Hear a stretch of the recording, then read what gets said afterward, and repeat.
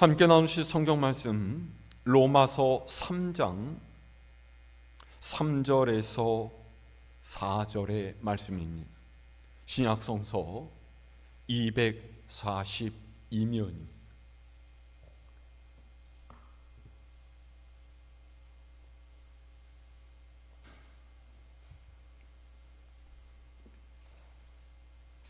로마서 3장 3절에서 4절까지 제가 한 절 여러분이 한 절, 한 절씩 교독합니다. 어떤 자들이 믿지 아니하였으면 어찌하리요? 그 믿지 아니함이 하나님의 미쁘심을 패하겠느냐?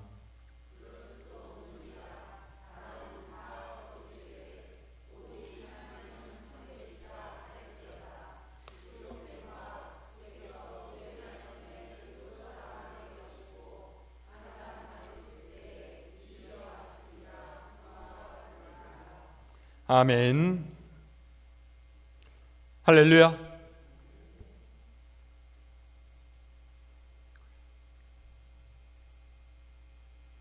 혹시 재판해 보신 분 있으십니까?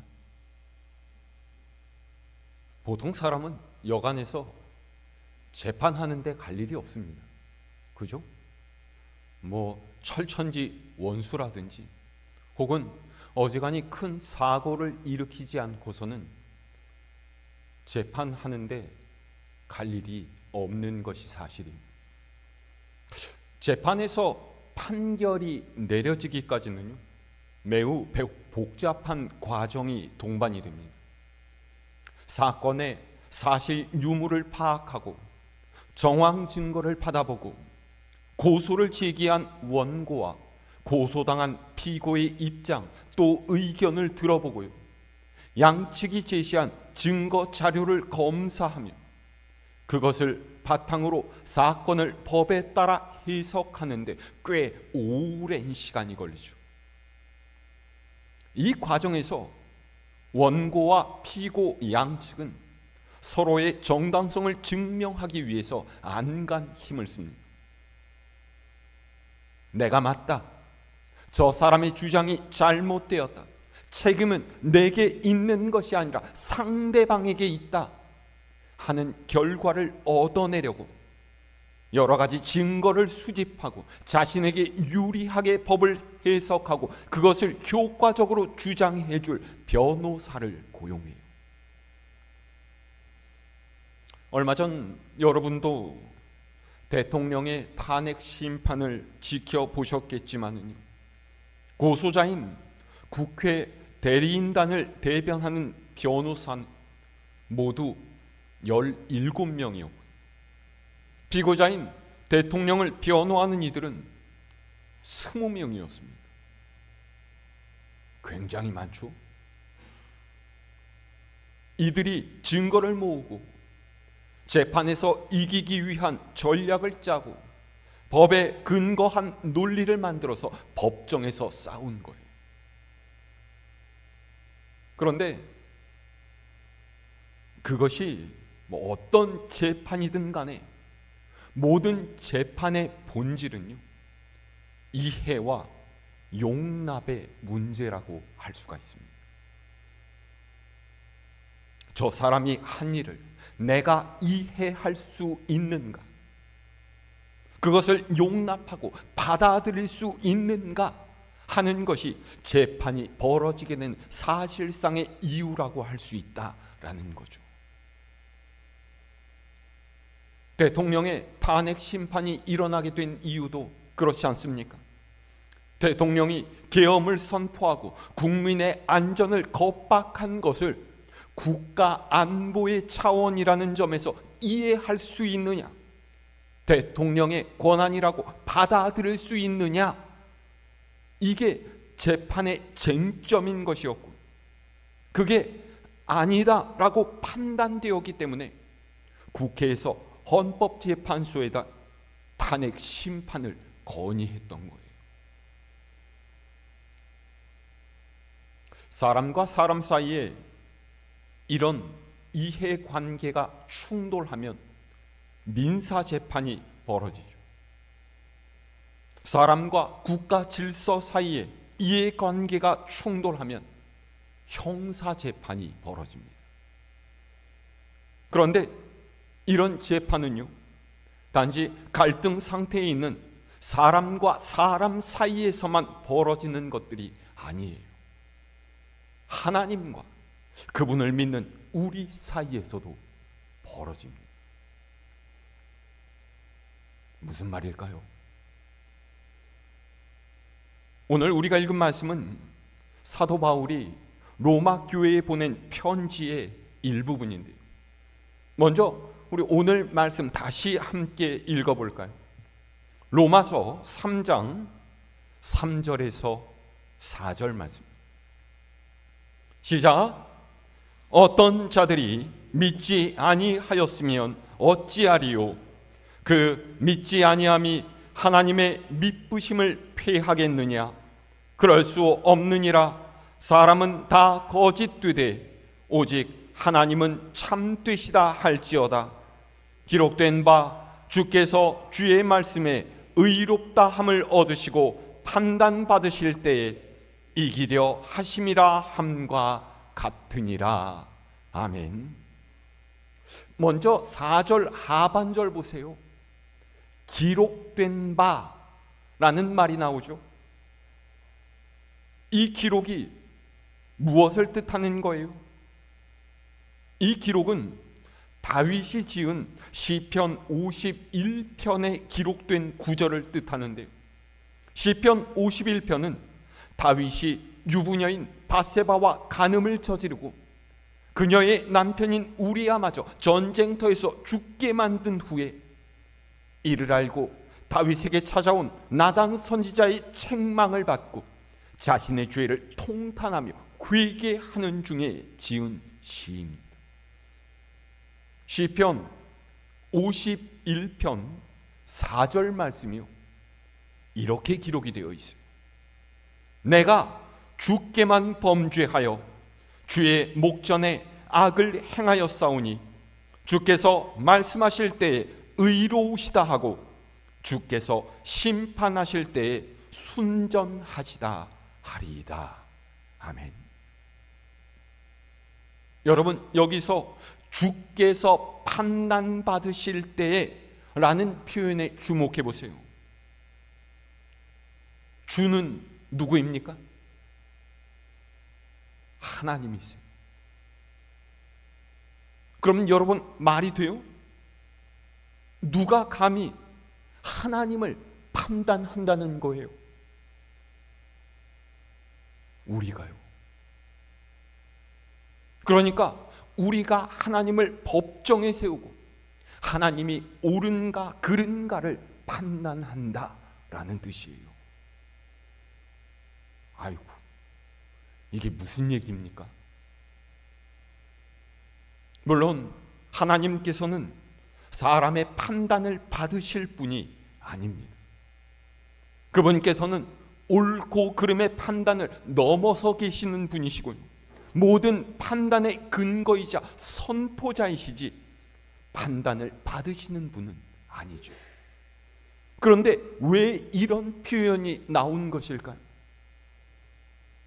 하나님에 대한 사람의 불신앙 때문에, 불순종 때문에 사람 각각의 마음속에서 하나님을 끊임없이 재판정으로 불러내고 피고의 자리에 세운다라는 거예요.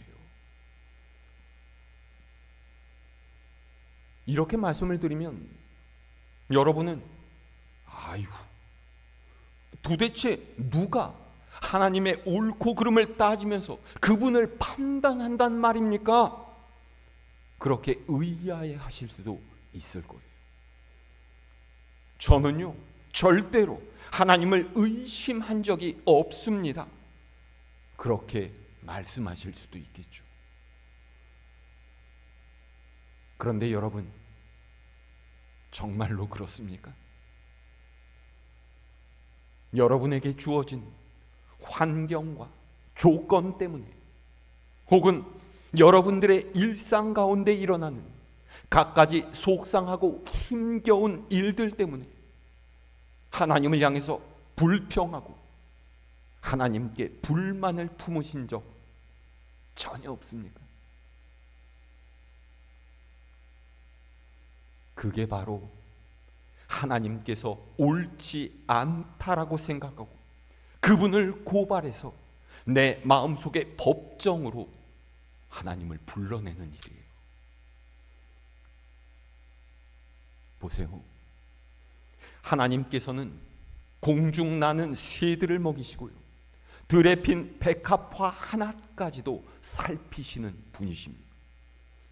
우리 삶의 환경과 조건에 하나님의 손길이 닿지 않은 곳이 없고요, 우리의 삶에 일어나는 모든 일들 하나님의 뜻과 섭리가 아닌 것이 없습니다.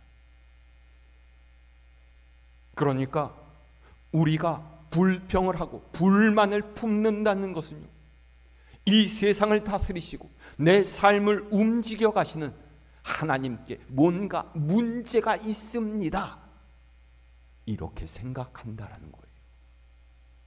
그렇게 해서 우리 마음속에서 하나님을 고발하는 재판이 열리게 되는 거죠.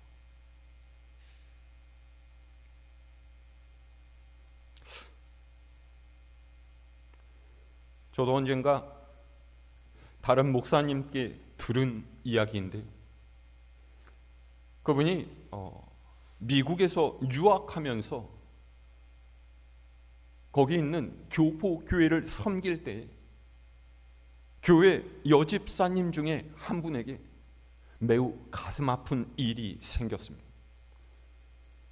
고등학생이던 아들의 친구 중 하나가 새 차를 사서 자랑한답시고 친구들 3명을 태우고서 신나게 달리다가 반대편에서 오는 차량과 부딪혀서 크게 사고가 난 거예요. 4명 중에서 2명은 즉사를 하고 2은 병원에 실려가서 간신히 살았습니다. 근데 죽은 애가 누구였겠어요? 이 집사님 아들이랑 다른 한 명, 그러니까 교회에 다니고 있는 애들만 죽고 교회에 다니지 않는 애들 2은 산 거예요. 그래서 이 목사님이요, 장례 후에 그 가정에 가서 신방을 하고 말씀을 전하는데 뭐라고 할 말이 있겠어요? 집사님, 하나님의 섭리는 우리가 알 수가 없어요. 모든 것 그냥 하나님께 맡기시기 바랍니다.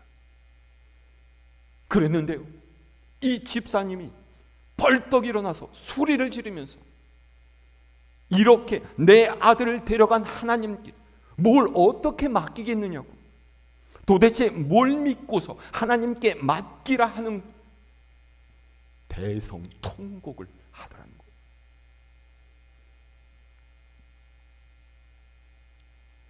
여러분, 이 어머니의 심정이 너무나 잘 이해되시지 않습니까? 여러분 같으면 거기서 뭐라고 이야기를 하시겠어요?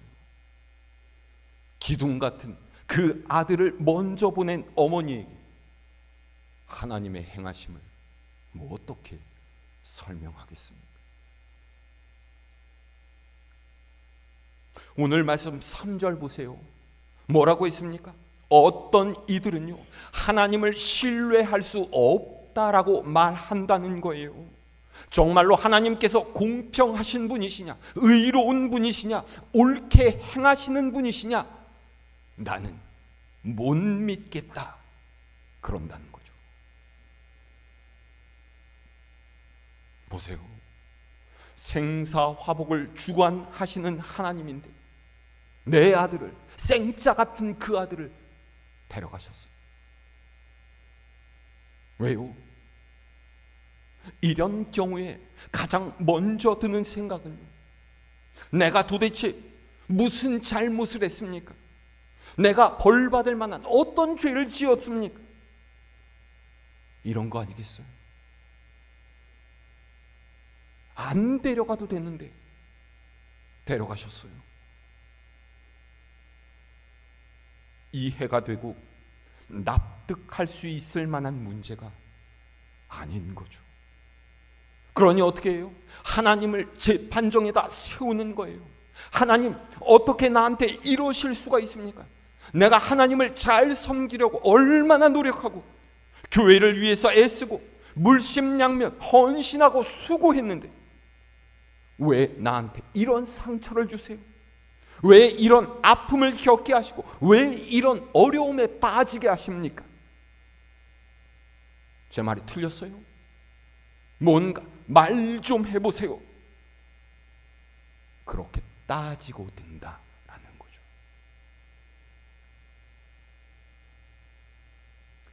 그런데 여러분, 3절 하반절 보세요. 여기에 대해서 바울이 뭐라고 이야기하고 있습니까? 그 믿지 않음이 하나님의 미쁘심을 폐하겠느냐 묻고 있죠. 그러니까 너희가 믿지 않아도 하나님께서 미쁘신 분이시라는 사실은 변하지 않는다라는 거예요. 미쁘다라는 말이 무슨 뜻이에요? 믿음직스럽다라는 것이죠. 성실하다, 진실하다, 한결같다, 그런 뜻입니다.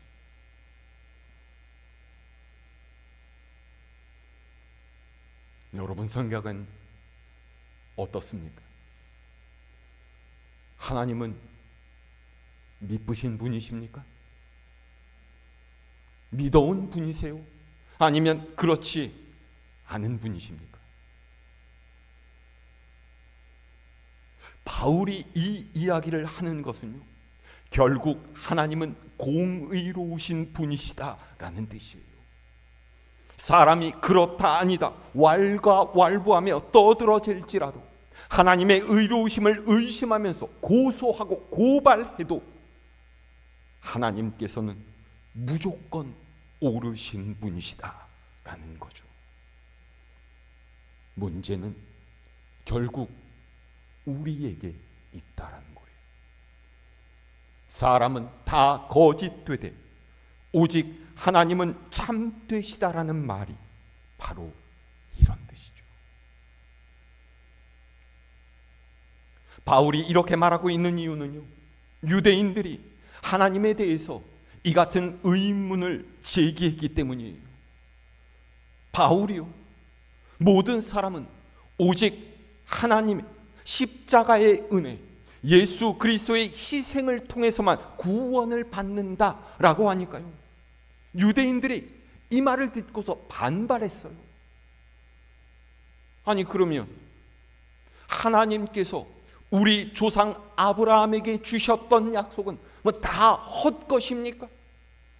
하나님께서 우리를 그분의 백성으로 선택하셔서 애굽에서도 건져주셨고 가나안 땅도 허락해 주셨고 율법도 주셨고, 그래서 우리가 믿음으로 살려고 지금까지 애써 왔는데 그 모든 것 전부 다 아무런 의미가 없다란 뜻이에요.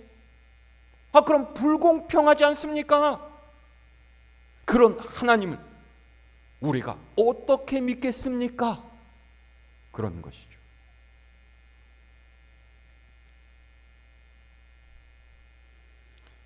여러분, 유대인들의 이 심정 이해가 되십니까? 뭔가 손해본 것 같고, 뭔가 무시당한 것 같고, 뭔가 불공평한 것 같아요. 그런데 여러분, 제가 설교 초반에 드렸던 이야기 기억하십니까? 모든 재판의 본질은 이해와 용납의 문제예요. 그러니까 하나님께서 옳으시냐 그르시냐 우리가 따지는 것은요, 내가 하나님의 행하신 일을 이해하고 받아들일 수 있느냐 그렇지 않느냐 하는 것입니다. 바꾸어 말하면 내가 하나님을 마음에 들어 하느냐 안 들어 하느냐, 그런 문제라는 것이죠. 그런데 여러분, 우리가 이때 알아야 할 것은요, 이 마음속 법정 다툼에서 우리가 이기게 되면요, 그때부터는 우리의 삶에 하나님의 뜻이 사라져 버린다는 거예요.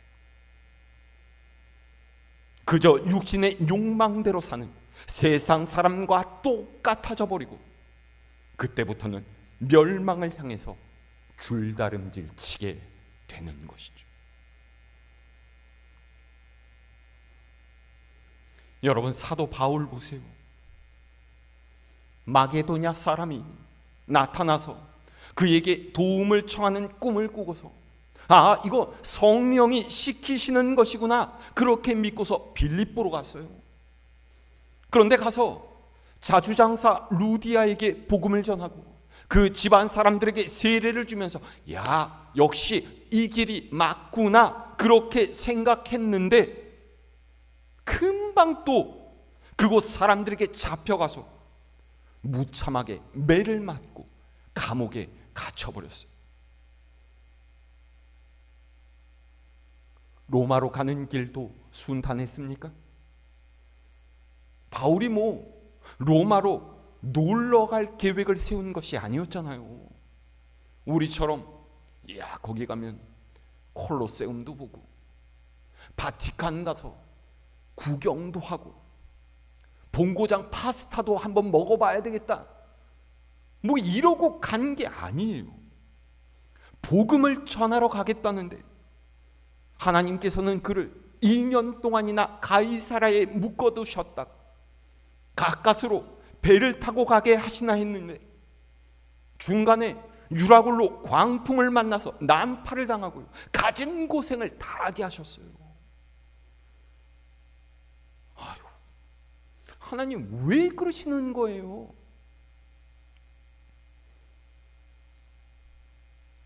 늘 순탄함과 평안함을 바라는 우리의 바램대로만 되면요, 우리는 어느새 하나님을 벗어나게 되기 때문이에요.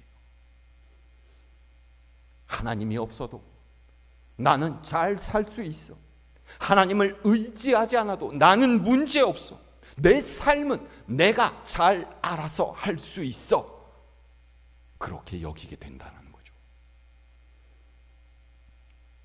그래서 하나님께서는 때때로 우리에게 고난을 겪게 하시고 시련을 만나게 하세요. 그러면 또 그때마다 우리는 하나님을 재판정으로 불러내요. 그러면서 내 마음의 소원대로 일이 이루어져야 할 100만 가지 이유를 대면서 끝끝내 하나님을 이겨보려고 하죠.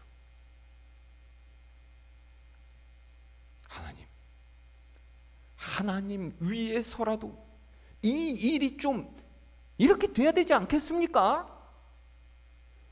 내가 잘 되고 내 형편이 좀 피어나 하나님 제대로 섬길 것 아니겠어요? 내 자식들도 인생이 잘 풀리고 평안해야만 하나님께 감사하면서 믿음의 삶을 좀 살 수 있지. 쪼들리고 힘든데 무슨 여유로 하나님을 섬기겠습니까? 그러니까 하나님, 그것 좀 감안하셔서 이 일이 좀 좋게 이루어지게 해주세요. 이런다는 거죠.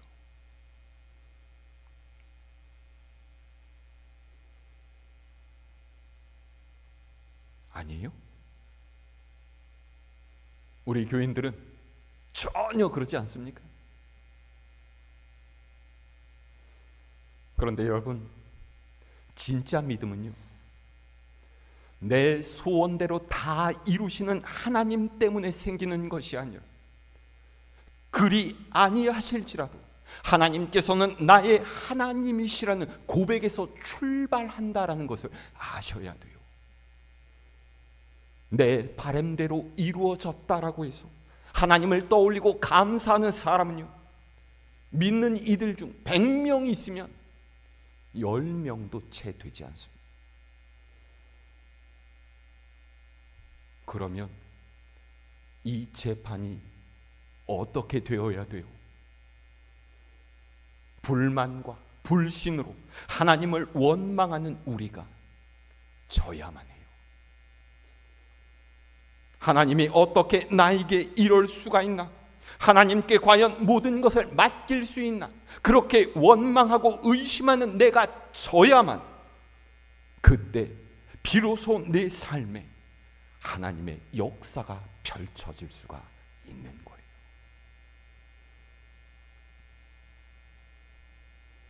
여러분, 내가 이기고 하나님이 지면 그건 결과적으로 우리가 지는 거예요. 내가 지고 하나님께서 이기셔야 우리의 삶에 하나님의 뜻이 이루어질 수가 있습니다. 하나님께서 우리에게 시련과 역경을 주시는 것은요, 그것이 내게 필요하고 그것을 통해서 하나님의 은혜를 누릴 수 있기 때문이에요. 그 고난을 통해서 우리의 믿음이 더욱 단단해질 필요가 있다라는 뜻이고요, 그 어려움 속에서 하나님을 바라보고 그분께 더욱 가까이 나가기를 하나님께서 원하시기 때문이에요.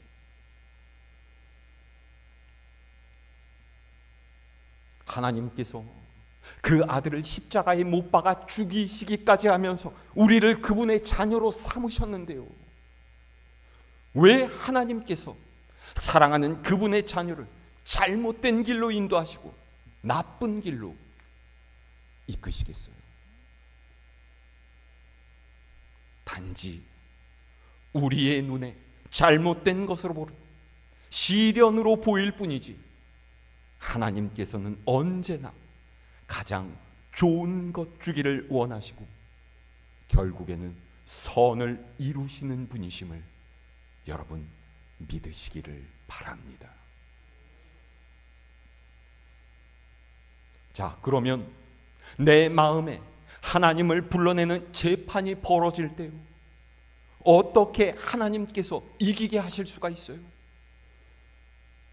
그렇게 하지 않으려고 해도 자꾸만 욕심을 따르고 세상을 쫓아가려는 우리의 마음을 어떻게 멈춰 세울 수가 있겠습니까? 주님의 십자가를 우리의 마음에 새겨야 돼요. 하나님 대신 세상의 것을 취하려는 우리를 십자가에 못 박아야 합니다.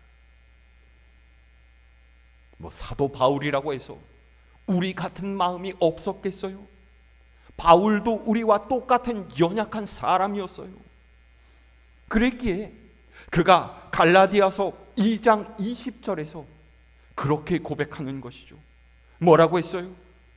내가 그리스도와 함께 십자가에 못 박혔나니 그런즉 이제는 내가 사는 것이 아니요 오직 내 안에 그리스도께서 사시는 것이라.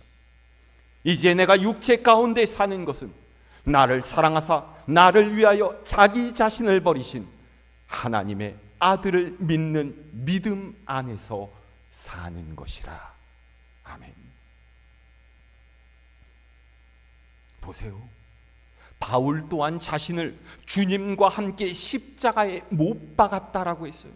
하나님을 이기려는 마음, 하나님의 뜻이 아닌 내 마음대로 살아가는 옛사람은 십자가에 죽이고서 이제는 십자가에 못 박히신 주님만 마음에 담으려 한다, 그러지 않았습니까? 이제는 나를 위해 자신을 버리신 하나님의 아들을 믿는 믿음으로 살겠다라는 거예요. 그러니 믿음의 길을 가는 너희도 그렇게 살아야 하지 않겠느냐 권하고 있는 것이죠.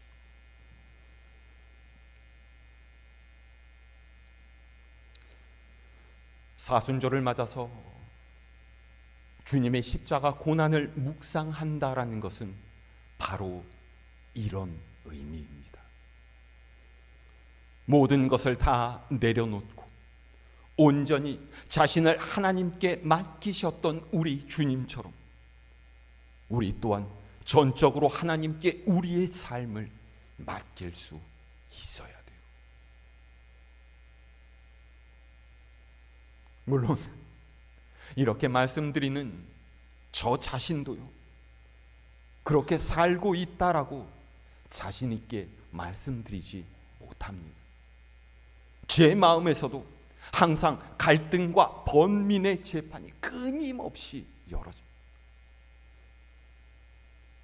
그러니 여러분, 기도하셔야 합니다. 하나님의 도우심을 구하시기 바랍니다. 내가 지고 하나님께서 이기실 수 있도록, 그래서 내 삶이 나의 계획대로 되기보다 하나님의 계획대로 되기를 간절히 기도하세요. 그러면 하나님께서 우리의 기도를 들으시고 사람이 할 수 없는 놀라운 역사로 우리를 그분의 일에 사용하실 줄 믿습니다. 얼마 남지 않은 사순절, 말씀 앞에서 스스로를 돌아보며 하나님께 합당한 믿음의 삶을 살기 위해 더욱 애쓰고 구하는 여러분 모두가 될 수 있기를 우리 주님의 이름으로 축원합니다.